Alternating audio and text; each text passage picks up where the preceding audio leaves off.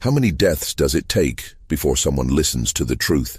In 1822, as yellow fever swept through the port town of Natchez, Mississippi, with biblical fury, a man named Jonas Ryder, property of the Fairmont plantation, stood before the city's medical board with blood-stained hands and a remedy that had already prevented dozens of deaths among his fellow enslaved workers. The physicians, draped in their formal coats and armed with degrees from prestigious Eastern universities, looked down at this illiterate field hand as if he were offering them dirt and superstition. They dismissed him without a second thought, returning to their bloodletting bowls and mercury treatments. What those doctors didn't know, what they refused to acknowledge, was that Jonas had learned his cure from the dying whispers of a woman who'd survived 3 fever outbreaks in Saint-Domingue before being sold to Mississippi. And as the body count climbed past 100 in just 2 weeks, with entire families wiped out in the elegant homes along Silver Street, Jonas faced an impossible choice. Watch hundreds more die while waiting for official permission, or act without it, knowing that the penalty for an enslaved person practicing medicine was death. This is the story of how knowledge became a crime, how pride became a plague, and how a man with everything to lose became the only thing standing between a city and annihilation. Natchez sat like a jewel on the Mississippi River, perched high on the bluffs, looking down at the muddy waters that carried cotton, commerce, and, in the summer of 1822, death itself. By that year, Natchez had grown into one of the wealthiest cities in the American South. Its prosperity built entirely on the backs of enslaved labor and the white gold of cotton flowing through its port. The city was divided as clearly as the line between the river and the sky.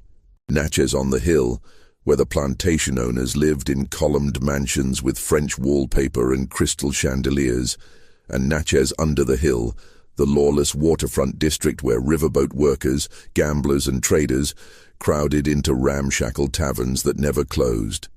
Jonas Ryder had lived his entire 34 years in bondage, first in Louisiana, then at the Fairmont plantation 10 miles north of Natchez proper. He'd been purchased at age 8 alongside his mother, separated from his father in New Orleans, at an auction he could still see when he closed his eyes.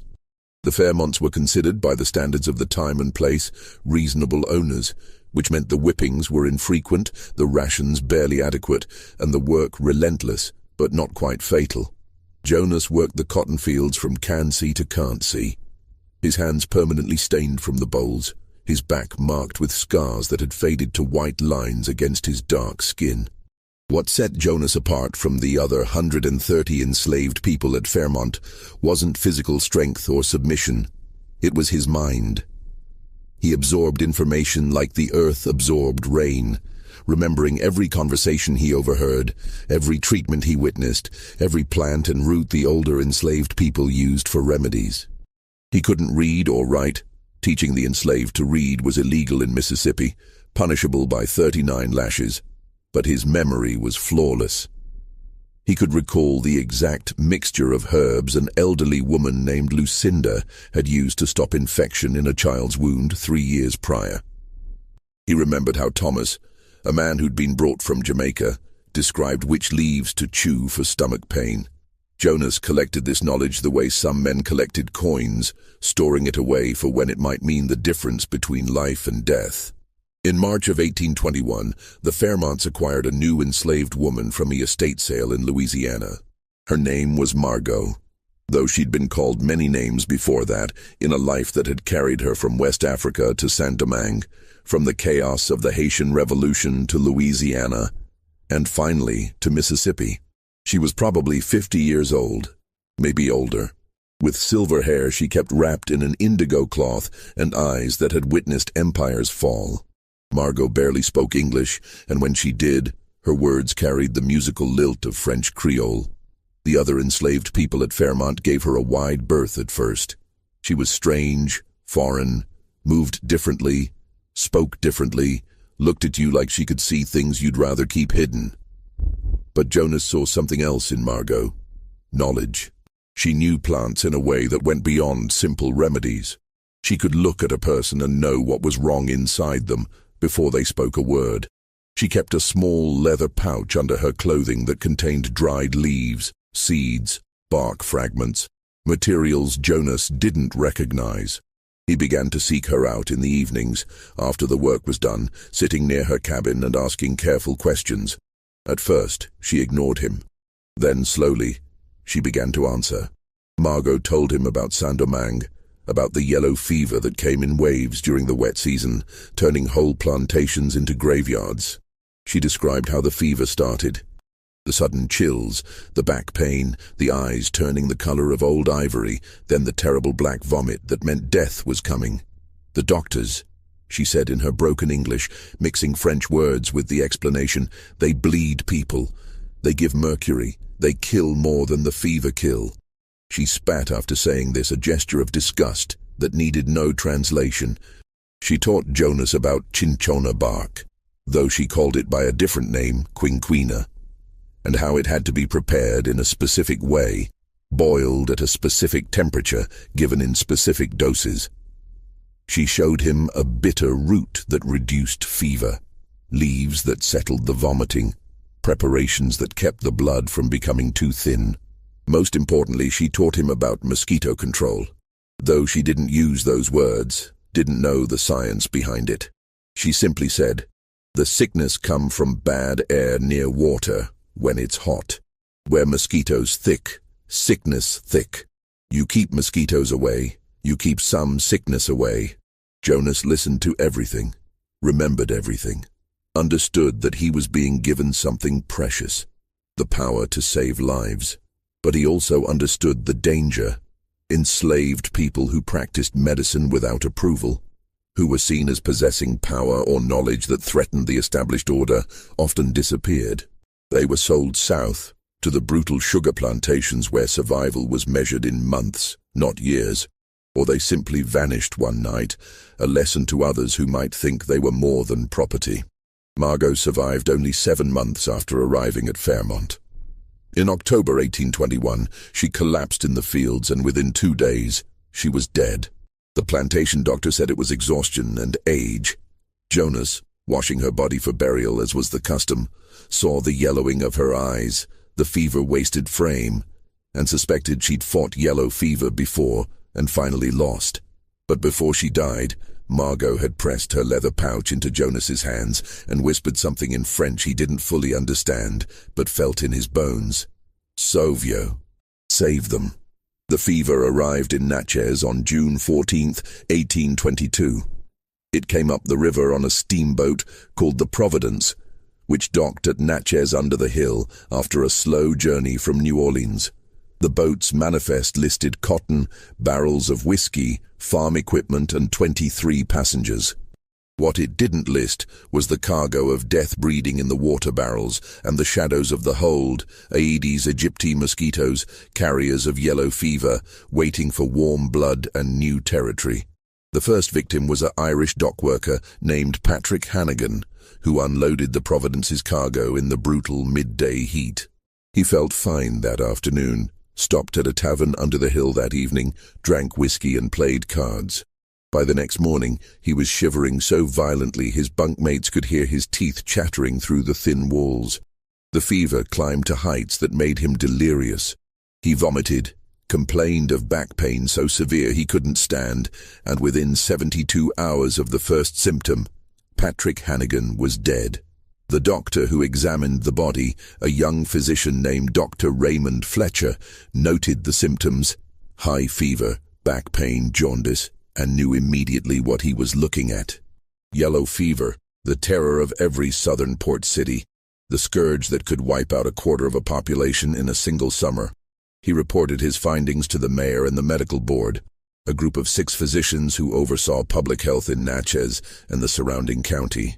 The medical board, led by Dr.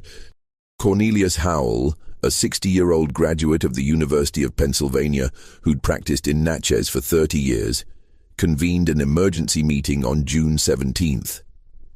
Their approach to yellow fever was based on what they'd learned in medical school, on the established wisdom of the day. The fever was caused by miasma, bad air rising from rotting organic matter, from the filth of the river district, from the moral decay of places like Natchez under the hill. The treatment was aggressive, bloodletting to remove poisoned blood, mercury compounds to purge the system, cold baths to bring down fever, isolation of the sick to prevent the spread of corrupted air. Notices were posted throughout Natchez. Citizens were advised to avoid the waterfront, to burn tar and sulfur to purify the air, to seek immediate medical attention if fever developed. The city's physicians prepared their instruments, lancets for bloodletting, porcelain bowls to catch the blood, bottles of calomel, mercurous chloride, for purging, laudanum for pain. They were trained, educated, confident. They were also, though they didn't know it, about to make everything worse. By June 20th, there were 14 confirmed cases in Natchez under the hill. By June 23rd, 37 cases, with 9 dead. The fever wasn't respecting the invisible line between the riverfront and the bluffs. It climbed the hills into the wealthy district, appearing first in the home of Judge Samuel Fairfax, whose daughter Eleanor came down with the characteristic symptoms after visiting a dressmaker under the hill. Eleanor Fairfax was 19 years old, engaged to be married, planning a wedding for September. She died on June 25th, and her death sent shockwaves through Natchez on the hill. If the fever could kill a judge's daughter, it could kill anyone. The body count accelerated with horrifying speed. The cemetery couldn't keep pace with the burials. Coffin makers worked around the clock. The churches held constant funeral services until the priests themselves began falling ill. The river, normally alive with commercial traffic, saw boat after boat bypass Natchez entirely. Word had spread that the city was plague-stricken, and no captain wanted to risk crew or cargo by docking there. The physicians worked themselves to exhaustion, moving from house to house, applying their treatments with dedication and increasing desperation. Howell performed bloodletting on 40 patients in a single day, returning home with his coat stained dark. Dr. Fletcher administered mercury treatments until his hands trembled from fatigue. But the death rate didn't slow. If anything, it accelerated. Patients who survived the fever often died from the treatments. From blood loss, from mercury poisoning, from systems too weakened to endure the aggressive interventions. No one questioned the methods. The methods were science. The methods were what every medical school taught, what every textbook confirmed, what centuries of tradition supported. Meanwhile, 10 miles north at the Fairmont plantation, Jonas Ryder watched the fear spread among the enslaved community like ripples in water. News traveled fast through the network of enslaved people who moved between plantations and town, carrying messages, trading information, warning each other of dangers. They heard about the fever in Natchez, about the death toll, about the doctors who couldn't stop it. On June 27th, the fever arrived at Fairmont. A field hand named Samuel collapsed during the afternoon work, fever-stricken and shaking. By evening, 2 more were sick. The overseer, Mr. Talbot, reported it to James Fairmont, who immediately sent for his plantation physician, an elderly doctor named Dr. Graham, who made rounds to several plantations in the area. Dr. Graham arrived the next morning, examined the sick, confirmed yellow fever, and prescribed the standard treatments: bloodletting, purging, isolation. Jonas, helping to carry one of the sick men to the isolation cabin, watched Dr. Graham work. He saw the lancet cut into fevered flesh, watched the blood drain into bowls, saw mercury compounds forced down throats. He said nothing. Speaking out would be suicide. But that night, after Dr. Graham left, Jonas made a decision that would change everything. He went to his cabin and retrieved Margot's leather pouch, hidden beneath the floorboards under his sleeping pallet.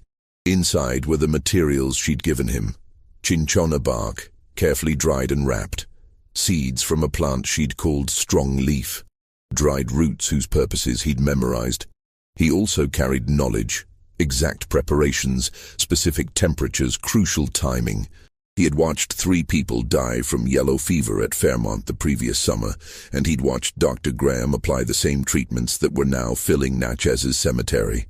Jonas understood, with a clarity that had nothing to do with formal education, that the accepted treatment was killing people faster than the disease. The question was, what was he willing to risk to prove it?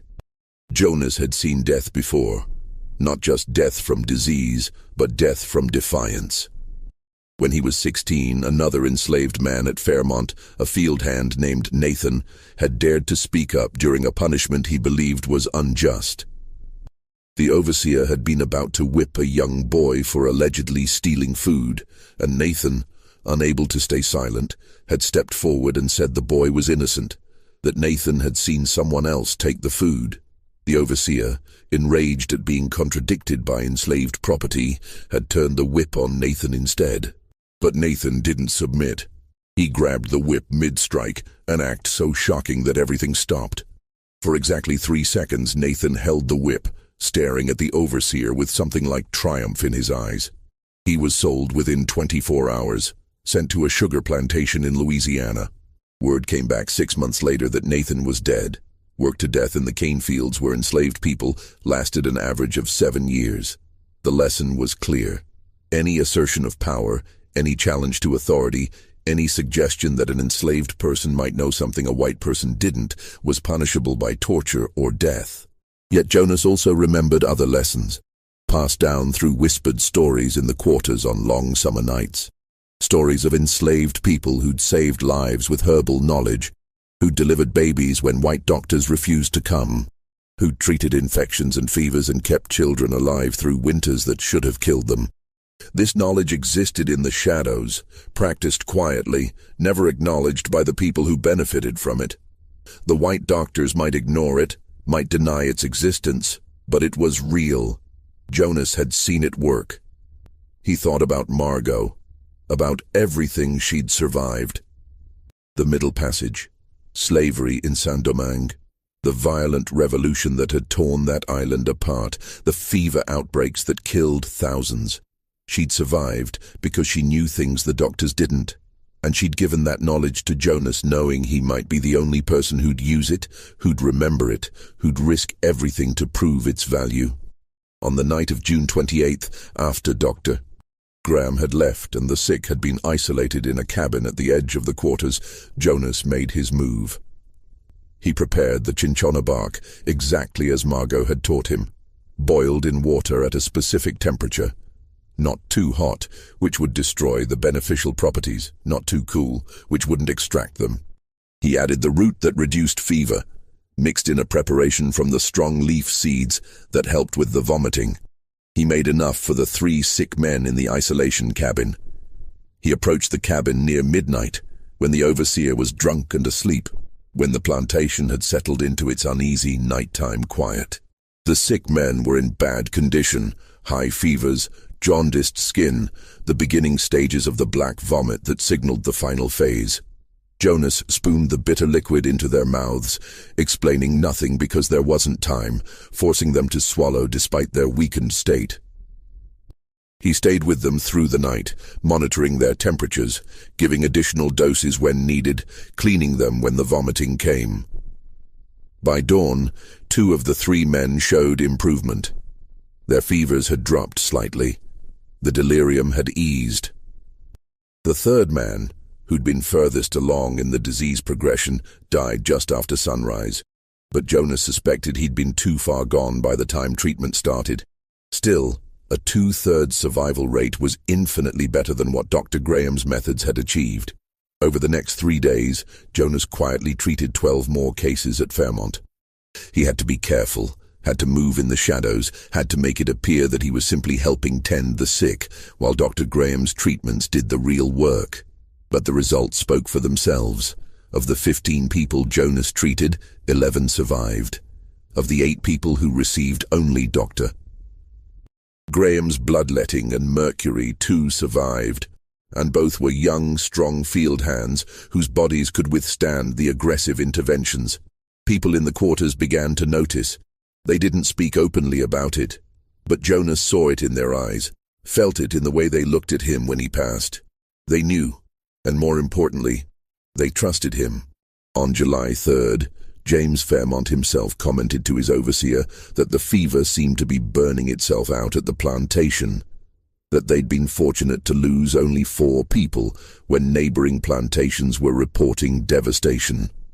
The overseer agreed, attributing their good fortune to Dr. Graham's excellent care and perhaps divine intervention. Jonas, standing nearby with a water bucket, said nothing. In Natchez, the situation spiraled into nightmare. By early July, the death toll had passed 150.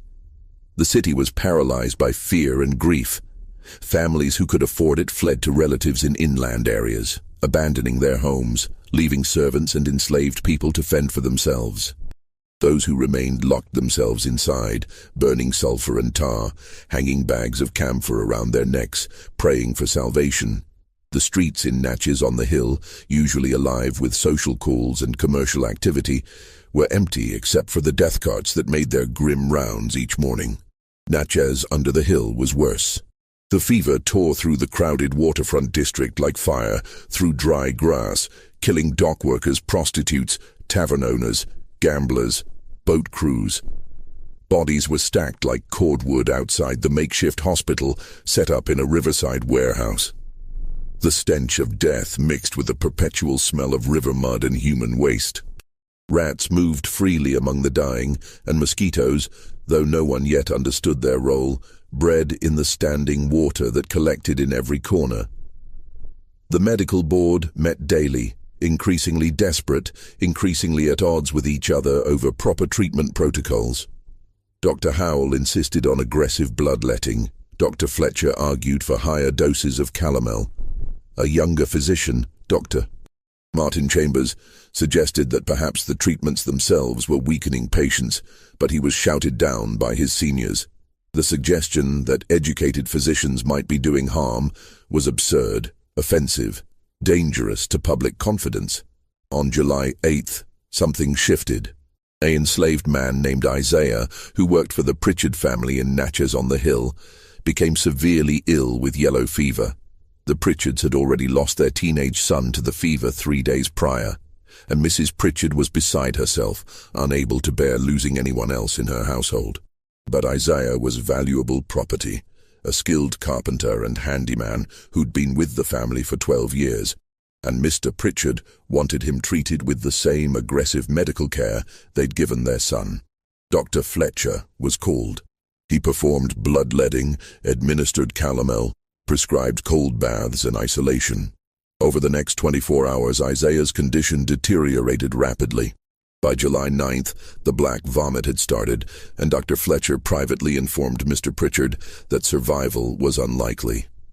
That evening, one of the other enslaved people in the Pritchard household, a woman named Ruth, who did laundry and cooking, made a desperate decision.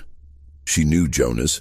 They were from the same region in Louisiana originally, had maintained contact through the networks that connected enslaved people across plantations and town. Ruth had heard, through those whispered channels, about what had happened at Fairmont, about Jonas's treatments, about the survival rates that seemed impossible. After dark, Ruth walked the 10 miles from Natchez to the Fairmont plantation. It was dangerous. Enslaved people couldn't travel without passes, and being caught meant punishment. But she'd made the calculation that Isaiah's life was worth the risk. She found Jonas in the quarters and begged him to come back to Natchez, to treat Isaiah before it was too late. Jonas understood immediately what she was asking him to do. Leaving the plantation without permission was illegal. Treating someone without his owner's approval was illegal. Contradicting a white doctor's treatment was potentially fatal. But Ruth was on her knees, tears streaming down her face, and Jonas knew that if he had this knowledge and didn't use it, every death that followed was a weight he'd carry forever. He told Ruth to return to Natchez, to tell Isaiah's family he'd be there the following night.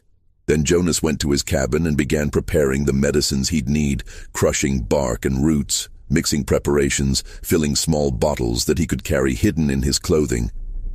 He knew there was no going back from this decision. He was crossing a line that would change everything. On the night of July 10th, Jonas left Fairmont and walked through the darkness to Natchez. He moved through the forest, paralleling the main road, avoiding patrols, arriving at the Pritchard house near midnight. Ruth let him in through the back entrance, and he was taken to the small room where Isaiah lay dying. The smell hit him first, the characteristic stench of black vomit, of internal bleeding, of a body destroying itself. Isaiah was barely conscious, his skin the color of old parchment, his eyes sunken and yellowed. Jonas had seen patients this far gone before. Margot had told him the truth. Once the black vomit started, once the disease reached its final stage, even the best treatment only worked perhaps 1 time in 4. But 1 in 4 was better than none. Jonas worked quickly, spooning his preparations into Isaiah's mouth, managing to get him to swallow through sheer persistence. He explained to Ruth exactly how to continue the treatment. The doses, the timing, the importance of keeping Isaiah hydrated without forcing too much liquid at once. He told her what signs to watch for, what would indicate improvement or deterioration. Then, before dawn could catch him in the city, Jonas slipped back into the darkness and walked the 10 miles back to Fairmont, arriving just before the morning work bell rang. For the next 2 days, Jonas went about his regular work, acting as if nothing had happened, while every free moment his mind was in Natchez, wondering if Isaiah would survive, wondering if he'd just wasted medicine on a man too far gone to save, wondering if someone had noticed his absence and a punishment was coming. On the evening of July 12th, Ruth appeared again at Fairmont. Jonas saw her coming up the path to the quarters and felt his stomach drop. Surely she'd only come back if Isaiah had died, if the family was angry, if there was trouble. But when Ruth reached him, she was smiling, crying, holding his hands. Isaiah was alive. Not just alive, but improving. The fever had broken. The black vomit had stopped. He was weak, but he was conscious, aware, asking for food. Ruth said that Mrs. Pritchard, who'd witnessed the recovery, had asked where the medicine came from, who had treated him. Ruth had lied, said Isaiah must have had a stronger constitution than the doctors thought, that God had intervened, but Mrs. Pritchard wasn't stupid. She knew something had changed, some treatment had been applied that wasn't what Dr. Fletcher ordered. "She wants to see you," Ruth said. "Mrs. Pritchard. She says if you can save Isaiah, maybe you can save others." Jonas felt something cold settle in his chest. This was the moment where everything became public, where he stepped out of the shadows and into a light that could burn him alive. But Ruth was right. If he could save Isaiah, he could save others, hundreds of others, given what was happening in Natchez. "Tell Mrs. Pritchard," Jonas said slowly, "that I'll come. But she needs to understand. If the doctors find out, if they know I'm contradicting their treatments, they'll stop me, they'll arrest me or worse. She has to decide if she's willing to protect me." Ruth nodded and left. 2 days later, she returned with a message. Mrs. Pritchard wanted Jonas to come to Natchez. She would personally guarantee his safety. She wanted him to treat her household, her neighbors, anyone who was sick. She'd seen a miracle, and she wasn't going to let medical pride or racial prejudice prevent more miracles. On July 15th, Jonas Ryder walked into Natchez and began openly treating yellow fever patients with methods no educated doctor in the city accepted as legitimate. He had no idea he was about to save nearly 300 lives, or that doing so would make him powerful enemies among the very men who were supposed to be saving people themselves. Mrs. Pritchard was a woman of considerable social standing. Her husband, Charles Pritchard, owned extensive cotton holdings and served on the city council. And when she threw open her home to an enslaved healer against all social convention, Natchez paid attention. At first it was simple curiosity. Word spread through the networks of servants and enslaved people. Jonas Ryder from the Fairmont plantation was in the city. He was treating fever patients, and people were surviving at rates the white doctors couldn't match. The first few patients Jonas treated beyond Isaiah were household servants in wealthy homes, people whose owners were desperate enough to try anything, whose deaths wouldn't spark outrage, but whose survival might offer hope. Jonas worked methodically, explaining nothing to the white families, but teaching the enslaved caregivers exactly how to prepare and administer the treatments. He knew his best chance of success was to create a network of people who could continue the work, even if he was stopped. A laundress named Dinah learned to prepare the cinchona bark preparation. A coachman named Benjamin learned to identify the right plants for the fever-reducing route. An elderly house servant named Clara learned the timing of doses, the signs that indicated improvement, the ways to keep mosquitoes away from the sick, not because anyone understood why, but because Jonas insisted it mattered. He made them memorize everything, repeat it back to him, practice until they could do it in their sleep. The results were undeniable. Of the first 20 patients Jonas treated directly or through his trained helpers, 16 survived. Compared to the mortality rate under the city doctor's care, which hovered around 70%, Jonas's success rate was miraculous. Families began requesting him specifically, sending servants to find him, offering payment to James Fairmont if he'd allow Jonas to continue working in the city. Fairmont, recognizing a financial opportunity, agreed. For $5 per patient, an enormous sum for the time, Jonas could treat fever victims in Natchez, with the money going directly to Fairmont. It was a devil's bargain that made Jonas profitable property, but it also gave him official permission to move freely in the city, at least within the constrained bounds of treating fever patients. He couldn't legally practice medicine. That remained a crime for an enslaved person. But in the chaos of an epidemic, legal niceties gave way to desperate pragmatism. By late July, Jonas was treating between 10 and 15 new patients per day. He moved through Natchez like a shadow, arriving at houses before dawn, leaving after dark, always accompanied by Ruth or another enslaved person who could verify his presence was authorized. He barely slept, ate only what people pressed into his hands, worked until his body trembled with exhaustion. But the death rate was dropping. Natchez noticed. This is when the medical board noticed too. Dr. Cornelius Howell first heard about Jonas on July 23rd, when he arrived at the Montgomery household to treat Mrs. Montgomery's yellow fever and found an enslaved man already there, administering some kind of herbal preparation.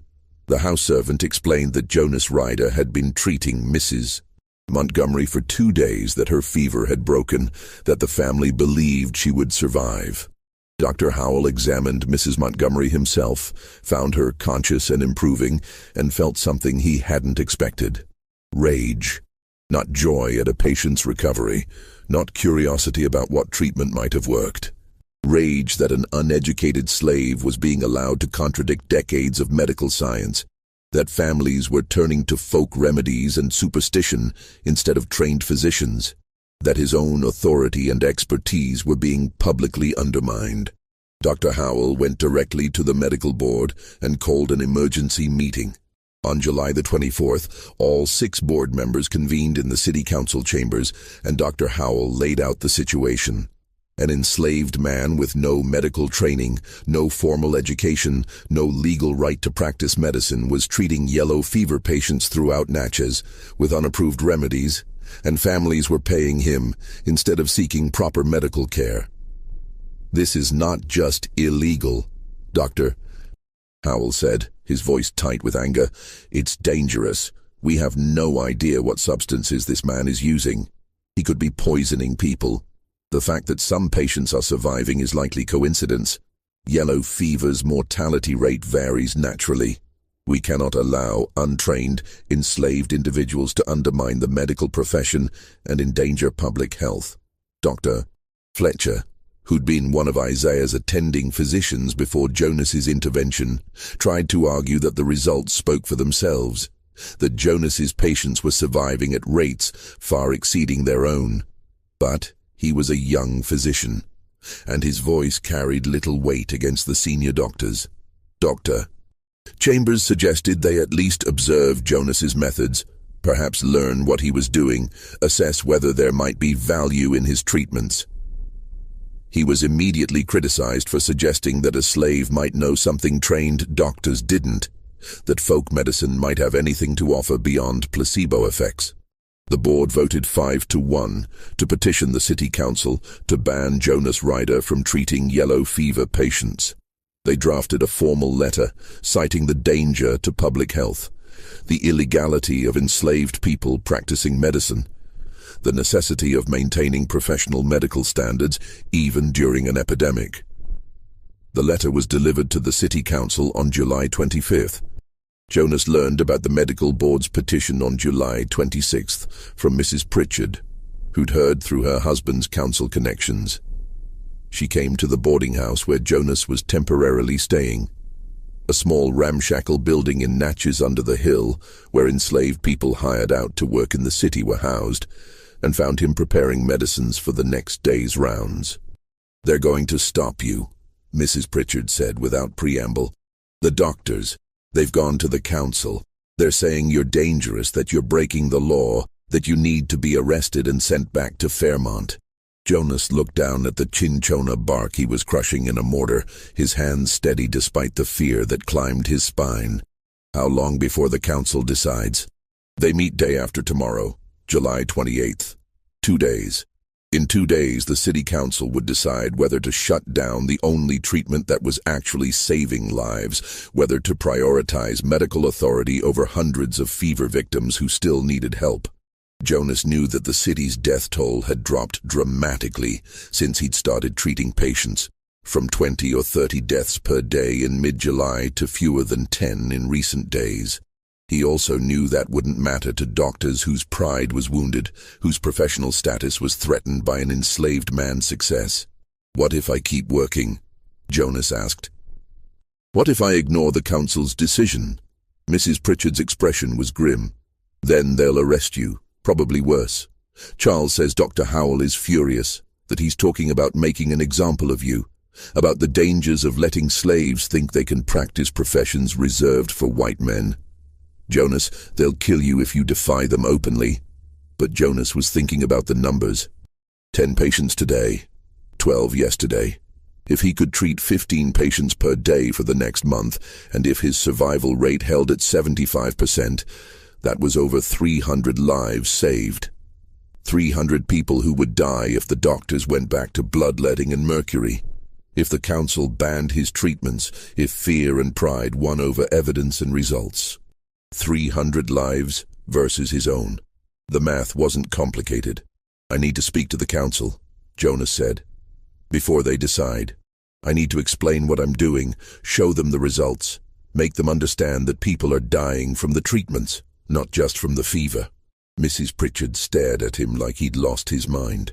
"Jonas, you're an enslaved man. The council won't even let you in the room. You have no legal standing, no right to address them, no—" "Then you do it," Jonas interrupted. "You and any other families whose loved ones I've saved, tell them the truth. Show them the survival rates. Make them see that this isn't about medical pride or racial status. It's about keeping people alive." Mrs. Pritchard was silent for a long moment, her expression unreadable. Then she nodded slowly. "I'll try. Charles has influence. If I can get other families to support this, families with social standing—" She paused, then looked directly at Jonas. "But you understand what you're risking. Even if the council allows you to continue, the doctors will never forgive this. You'll have powerful enemies for the rest of your life." Jonas thought about Margot, about her final words. "Sovio, save them." He thought about Nathan, grabbing the whip, those 3 seconds of defiant triumph before being crushed. He thought about the fever patients he'd seen this morning, their yellow eyes and trembling hands, their desperate hope that someone could save them. "I already have powerful enemies," Jonas said quietly. "I'm enslaved. The whole system is my enemy. But right now, I have knowledge that can save lives, and I'm going to use it for as long as they let me."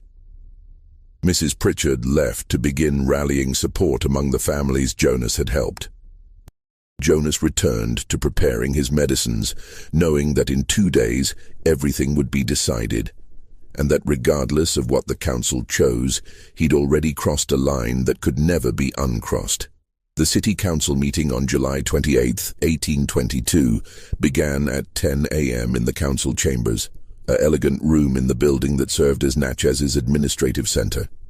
The agenda included several routine items, tax assessments, street repairs, licensing disputes, but everyone present knew the real business was the yellow fever controversy, the question of Jonas Ryder, the conflict between medical authority and desperate pragmatism. The medical board's petition was presented first. Dr. Howell spoke for 20 minutes, laying out the case against allowing Jonas to continue, the illegality of enslaved people practicing medicine, the danger of unapproved treatments, the necessity of maintaining professional standards, the risk that Jonas's success was temporary, and patients would suffer long-term damage from whatever folk remedies he was using. Gentlemen, Dr. Howell concluded, this is not about whether some patients have survived. It's about whether we, as a civilized society, will allow untrained slaves to undermine the medical profession and endanger public health based on superstitions and plant mixtures with no scientific foundation. I urge you to ban this practice immediately and insist that all yellow fever patients receive proper medical care from licensed physicians. Then Mrs. Pritchard stood up. The room went silent. Women didn't typically address the city council, and certainly not to contradict the medical board. But Mrs. Pritchard had spent the past 2 days organizing, and she wasn't alone. Standing with her were 8 other families: the Montgomerys, the Harrisons, the Caldwell family, Judge Fairfax, whose daughter had died despite the doctor's best efforts, and 4 other households that had lost people to yellow fever under traditional treatments but had seen survivors when Jonas intervened. Council members, Mrs. Pritchard began, her voice steady. We are here today not to challenge medical science, but to present facts that may have escaped the board's attention. My household servant, Isaiah, was diagnosed with yellow fever on July 8th. Dr. Fletcher treated him with bloodletting and mercury, the accepted protocols. By July 9th, Isaiah was actively dying. Dr. Fletcher himself said survival was impossible. On July 10th, someone gave Isaiah a different treatment. By July 12th, his fever had broken and he was recovering. Isaiah is alive today because of that treatment.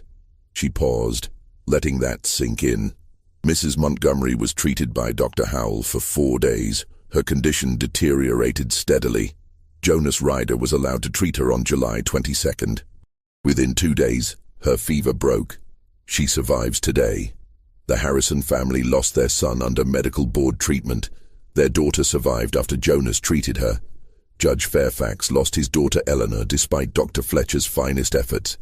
His neighbor's daughter, treated by Jonas, survived. Mrs. Pritchard looked directly at Dr. Howell.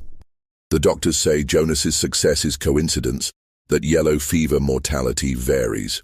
But the pattern is clear. Under the medical board's treatments, approximately 70% of patients die. Under Jonas's treatments, approximately 75% survive. Those are not coincidental numbers, gentlemen. Those are results. Charles Pritchard, her husband and a council member, spoke next. The council is being asked to choose between medical authority and documented outcomes. I understand the sensitivity of allowing an enslaved person to practice medicine. It violates numerous laws and social conventions, but we're facing an epidemic that has killed over 200 people in 6 weeks. If we ban the one treatment that's actually saving lives because it offends our sense of propriety or professional hierarchy, how many additional deaths will we be responsible for? The debate that followed was heated. Some council members argued passionately that law and social order had to be maintained regardless of circumstances, that allowing exceptions for enslaved people in one area would lead to chaos in others.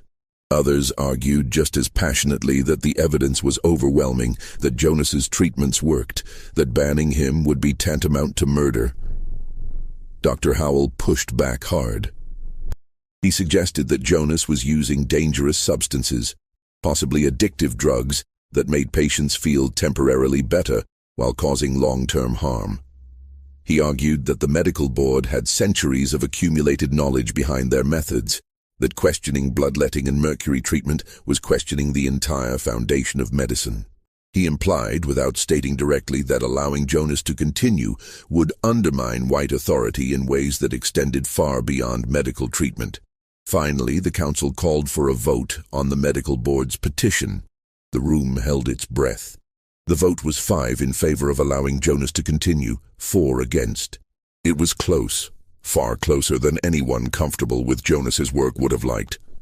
But it was enough. The medical board's petition was denied.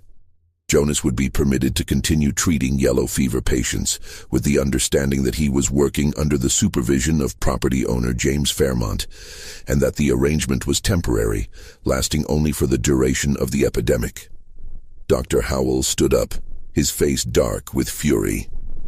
"You will regret this decision," he said coldly to the council.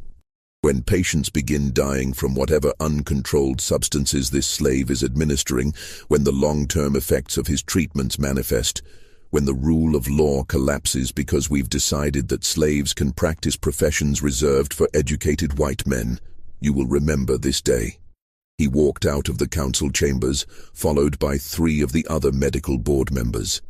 Only Dr. Fletcher and Dr. Chambers remained, and Fletcher approached the Pritchard family afterward with a quiet request. "Could Jonas teach me what he's doing? I'd like to understand his methods." The yellow fever epidemic in Natchez continued through August, but the character of it changed fundamentally.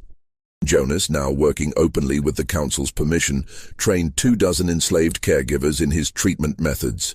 He also, to his surprise, found himself teaching several white physicians, including Dr. Fletcher and Dr. Chambers, who were willing to set aside pride in favor of results. Dr. Fletcher proved to be an eager student. He observed Jonas preparing cinchona bark, noted the exact temperatures and timing, asked careful questions about dosing. He began applying the methods himself, and his patient survival rate immediately improved. Dr.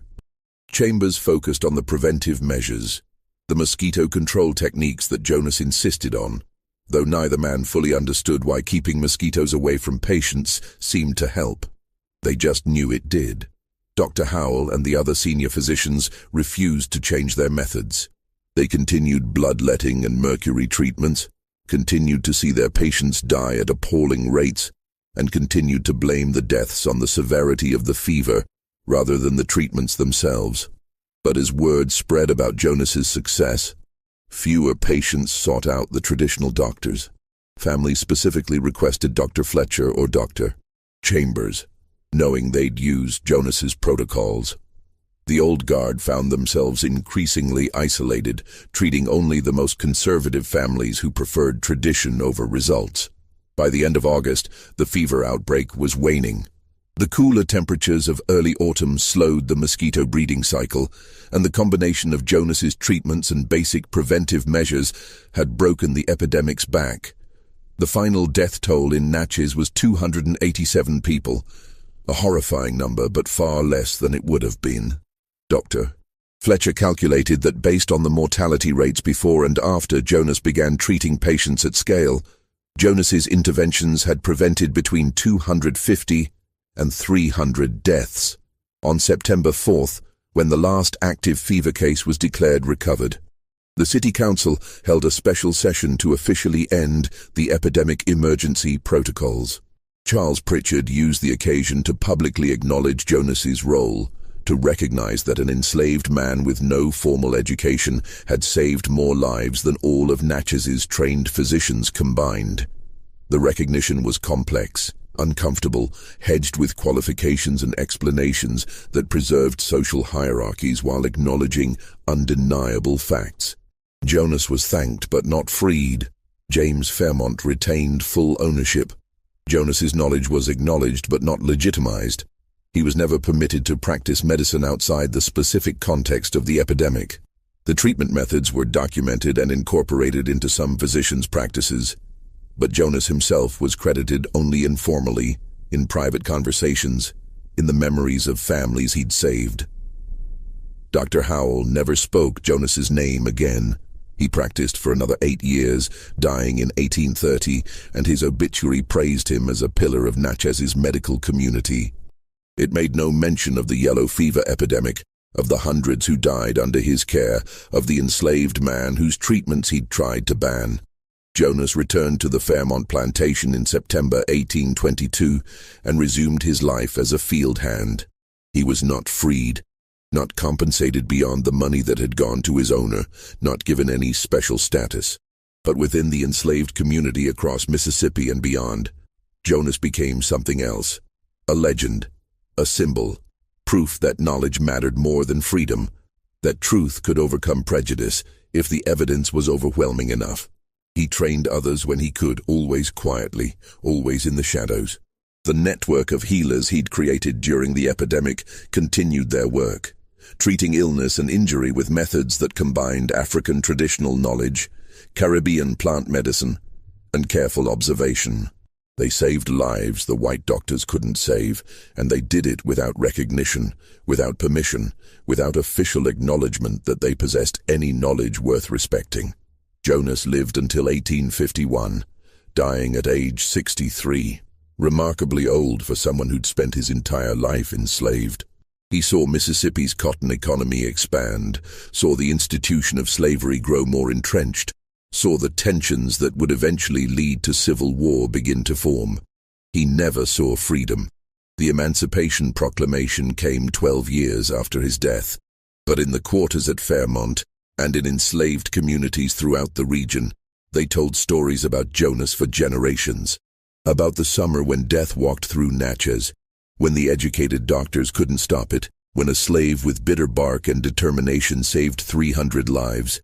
They told the stories to remember that knowledge mattered, that wisdom didn't require permission, that sometimes the most powerless person in the room was the only one who knew the truth.